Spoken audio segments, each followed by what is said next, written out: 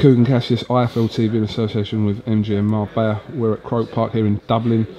With me I've got Matthew Macklin for the return of the Mac press conference. Well, this is meant to be your show, but it was kind of taken over by Spike and Fitz there. Yeah, well, we was going obviously talking about world title eliminators, but nothing gets the crowd going more than a grudge match, does it? And then once one thing gets said, nothing gets said, and it just went off the handle. Then, I just love it the way everyone got involved. Yeah, like, There was Pascal there to my left, and then I don't know who the fellas were behind me that were. Well, I think Anthony cut into Pascal. Yeah. And then I think the guy at the end who spoke up kind of for Pascal, I think that's Roddy, Pascal's brother. Yeah. In fairness, he was speaking, sense. Oh, yeah, I know that is, across the way, yeah. But look, Anthony just gets excited, I think, and it's a bit of a grudge match, a bit of a needle in it, and he probably wanted to fight for a while, and so probably just letting off a bit of steam. Yeah. But main point though, that fight itself could have sold the National Stadium. Well, that fight, will really, that'll probably be the first televised fight. So that'll really set the decibel volume up high. So I think that's going to be electric. That's a 50-50 fight. A lot of needle in it. Obviously Spike fancies it. He thinks he's probably more accomplished. He gave Billy Joe a good fight. In fairness to him, he's a tough fighter, not bad at all. Good fighter, and so he's what he is. He's not going to win those skill competitions, but he's tough, rough, rugged, bit dirty. Super determined, and I think they're just gonna. I don't think either really has the power to take the other one out. You never know, but I don't think so. So I think that's going to be a 10-round bell-to-bell fight. Certainly hope so. Anyway, coming on to you now, Matthew. Being in with the likes of who you've been in with, how are your motivational levels going in against Heiland? No, they're good because for the. Martinez was a hell of a fighter, and it was a competitive fight right up to the end. Stern would beat, I don't care what anyone says. And Golovkin proved the weekend what he is. I think he's the best fighter in boxing. Mayweather aside, I think Gennady Golovkin is the best fighter in any weight division. It was disappointing to lose like that when you have belief in yourself, make yourself so high. But I could have been better on the night. I probably couldn't have beaten him, but I think I could have given him a hell of a much better fight. Maybe down the line I win a world title. Maybe I get another crack at him, we'll see. But right now, I'm just focusing on Heiland. My motivation is still very high. I do believe I'm world class. I've proven I'm world class, but I believe I'm capable of becoming a world champion. I look at the other champions of boxing, Quillan, Sam Solomon. I think I'd beat any of those guys. Even Miguel Cotto, a legend of the sport. I'm not saying I would have beaten him when he was at his best at welterweight, but right now at middleweight, yeah, I would. I think I'd definitely beat Miguel Cotto. He's not really a middleweight. He beat Martinez, but Martinez was shot to bits.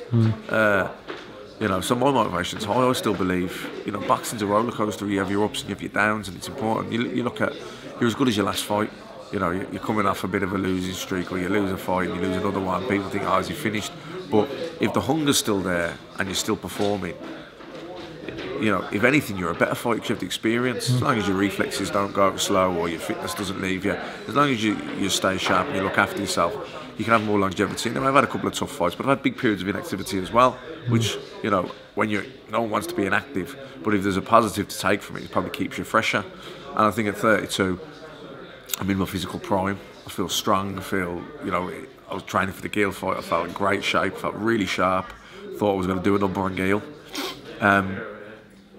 This fight now with Heiland, it's another proper fight. Fair play to Eddie's delivered it's an official WBC eliminator, but it's a proper fight. But I wouldn't have it no other way. My last 5 fights, fought an undefeated kid. My last one, fought before that, fought Gennady Golovkin. One before that was Alcine, former world champion, coming off a good win. One before that was Sergio Martinez.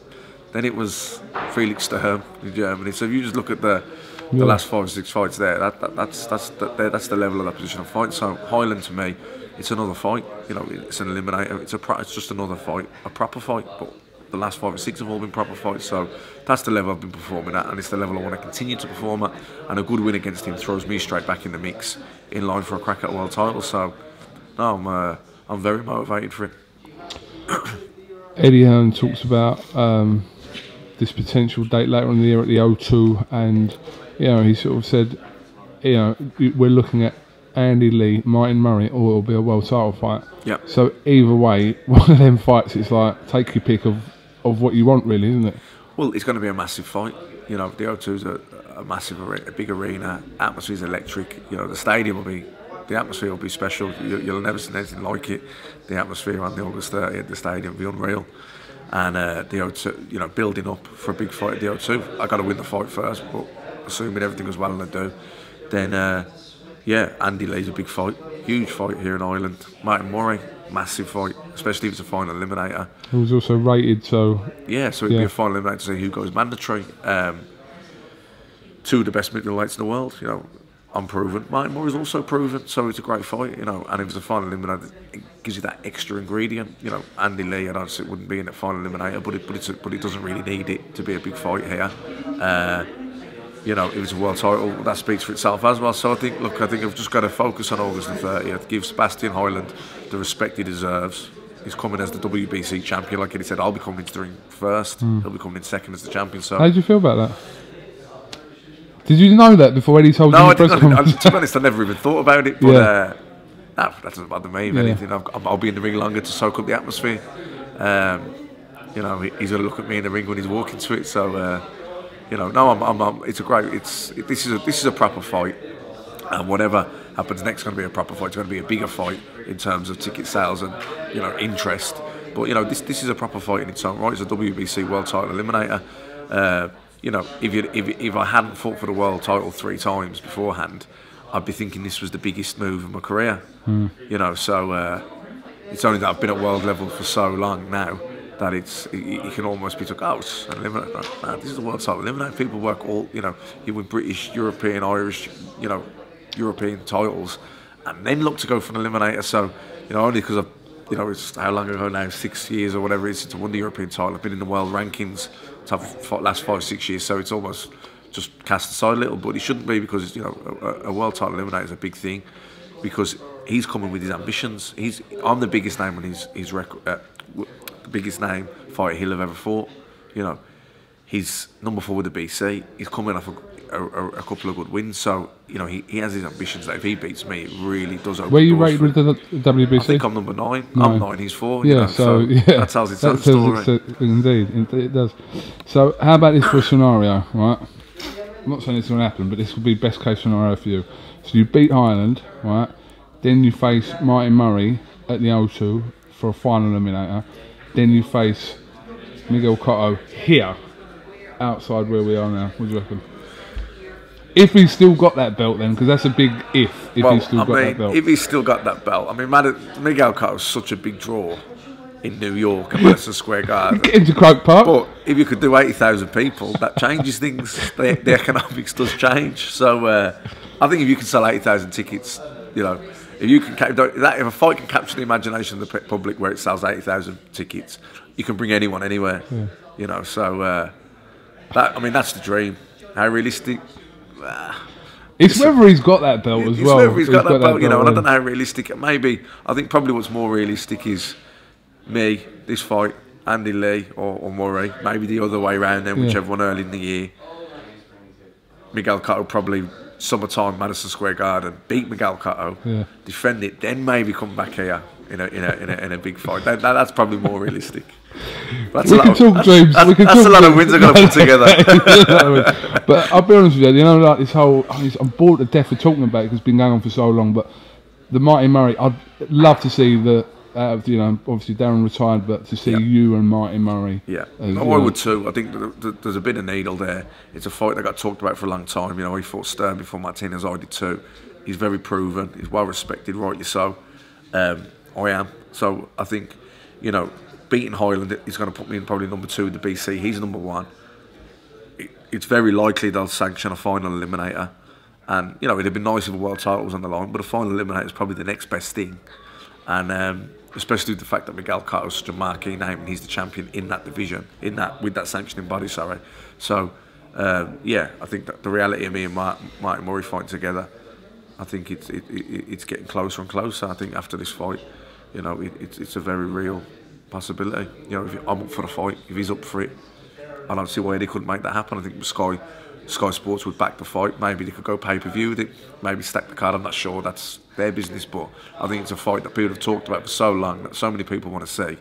And I do think that me and Murray is a fight that I hope can happen this side of Christmas, if not early next year.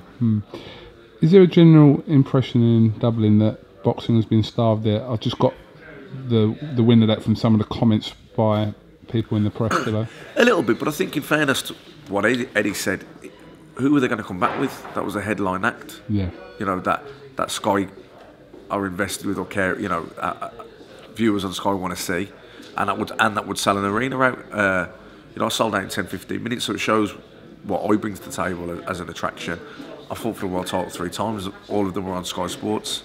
You know, I've boxed here on terrestrial television, so it's all right putting a show on. But there was a show at the stadium, I think, earlier in the year, which sold about 600 people. So it's got to be the right fight as well. You know, boxing's been going on small hall shows, but big time boxing to come back for Sky Sports to come back, it had to have the right headline act. And as Eddie said, I fit the criteria. I am that headline act, and you know, it's good because they haven't really had big time boxing in Ireland since the days of Bernard Dunn. You know, which is back. He lost his title back in 2009, kind of 2006 through to 2009. He had a brilliant run, and there was big time boxing. He was boxing 3-4 times a year, and they were packing out arenas, and the atmosphere were electric every time. So, you know, I'm proud to be bringing big time boxing back to Ireland with Eddie, with Sky Sports, and hopefully this fight on August 30 is just the start of a fantastic journey.